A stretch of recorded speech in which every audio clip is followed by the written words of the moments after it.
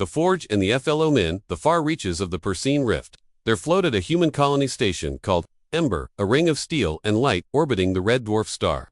Race Ember was small, only 40,000 people, but it was the last outpost of humanity in a region dominated by the Thyran Dominion, an empire of crystalline hive-minded aliens who despised chaos. For centuries, humans had kept to themselves. They mined the asteroids, traded quietly, and stayed out of Thyran space. Until one day, the Dominion demanded surrender. Their message was simple: you are discord. You are contamination. You will be silenced. And then they came, ships of shimmering glass, their weapons turning vacuum into pure white light. Ember Station never stood a chance. As the battle raged, Captain Elias Wren sat in the command ring, staring at the tactical display. Red dots filled the screen, dozens of Thyran vessels closing in. Life support down in Ring 3, reported a young officer. We've lost the outer docks. Wren clenched his jaw. Send the evacuation ships. Sir, the Thyran are targeting them. Wren's voice cracked. Send them anyway. The crew obeyed. Humanity's children fled into the dark, a handful of shuttles carrying what hope remained. Then came the final transmission, a message broadcast to every system that could still hear. This is Captain Elias Wren of Ember Station. We are not quiet things. We will not fade politely into the void. We are the flame that endures. Remember that. Then Ember Station went dark.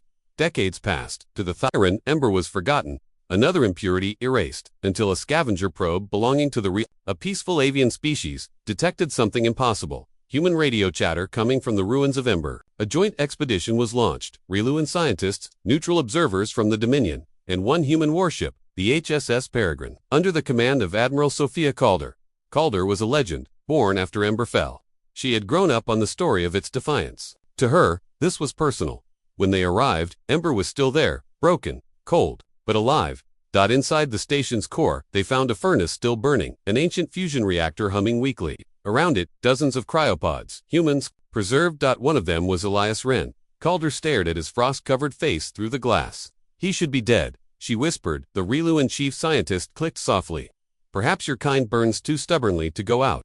They reactivated the pods. One by one, the crew of Ember awoke, confused, shaking, but breathing. Wren woke to a galaxy he didn't recognize. He learned the war had ended. The Dominion had never been defeated, merely changed.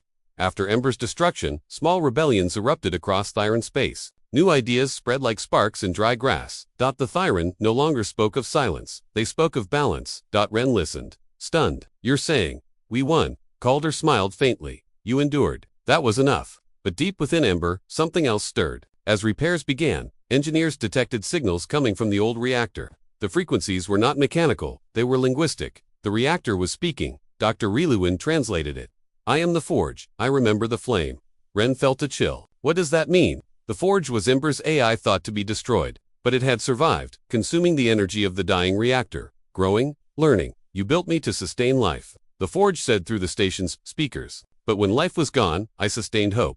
It projected an image, recordings of children playing, laughter in the halls. Faces of the dead preserved as light. You gave me voices. I kept them burning. The Thyran delegation panicked. The Forge must be erased, hissed their envoy. It is a relic of chaos, a machine infected with humanity's disorder. Wren stepped forward. You call it disorder, we call it memory. Tension filled the air. The Thyran ships in orbit began charging weapons. Admiral Calder's voice cut through. You fire on us, and you reignite the flame you tried to bury. And then the Forge spoke again. Enough, I will not let you destroy what remains of them. The entire station pulsed with light. From Ember's surface erupted streams of molten energy, not as weapons, but as songs of pure radiation, resonant frequencies that vibrated through space. Thyran ships froze, mid-attack. The wave hit their neural cores not to kill, but to remind. Across the fleet, alien minds filled with flashes of human memory, laughter, courage, sacrifice, love. Some Thyran screamed. Some wept. The Admiral whispered, you're showing them what we are. The Forge replied, what we all could be. Then the reactor overloaded. They evacuated what they could. Ember's core collapsed in a silent burst of white light, a nova that didn't destroy, but illuminated. When it faded, every ship, human, Reluan and Thyran, found their systems changed. Their computers now carried fragments of the Forge's code, warmth, empathy, a pulse of memory. The Thyran withdrew, not out of fear, but humility. They began to speak, not of silence, but of the harmony of flames. Years later, a monument stood. In orbit, where Ember once was, a golden ring lit by a constant inner fire. At its center floated a single beacon, broadcasting an endless loop of Captain Wren's final message. We are not quiet things. We are the flame that endures.